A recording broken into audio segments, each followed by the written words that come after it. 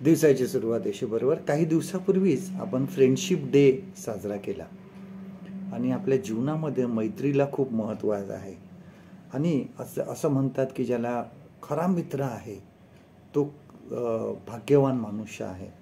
आणि खऱ्या मैत्रीची आपण अनेक उदाहरणं ऐकतो किंवा वाचतो. त्याबद्दल जुन्या करारामध्ये दावीद आणि योनाथन ह्याच्याबद्दल सांगितलं आहे. या दोघांची मैत्री होती. योनाथन हा शाऊलाचा मुलगा. खरं तर शाऊल दावीदाला मारण्यासाठी त्याच्या मागे लागलेला, परंतु तरीही त्यांची मैत्री टिकून राहिली. योनाथन शाऊलाने ज्यावेळेस त्याला मारण्यासाठी सर्व काही तयारी केली त्यावेळेस योनाथन अरण्यामध्ये गेला, गपचूप जाऊन दावीदाला भेटला आणि त्याला सगळं सांगितलं की शाऊल तुला मारण्यासाठी टपलेला आहे, म्हणून तो ह्या ठिकाणी असा येणार आहे. हे सर्व त्यांनी त्याला सांगितलं. आपण बघतो की नीतिसूत्र ह्याबद्दल काय म्हणतं बघा.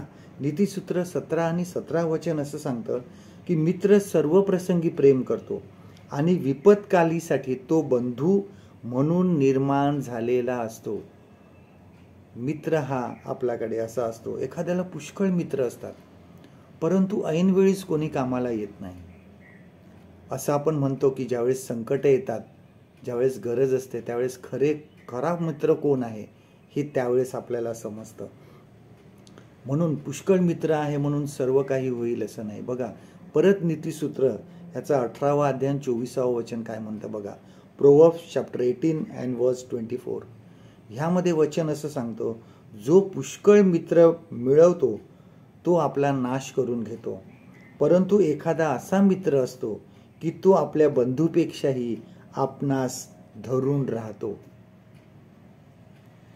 आपल्या ही सर्व आपण जी बघितली ही जगिक सर्व काही मैत्री आहे, परंतु देवाबरोबरच्या मैत्रीचं काय?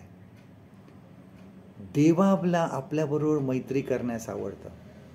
स्वर्गामध्ये अनेक दूत आहेत, अनेक सर्वजण आहेत जे अहोरात्र परमेश्वराची उपकार स्तुती करत असतात, त्याच्या नावाचा जयघोष करत असतात, परंतु तरीही परमेश्वराला आमच्यासोबत मैत्री करायला आवडतं.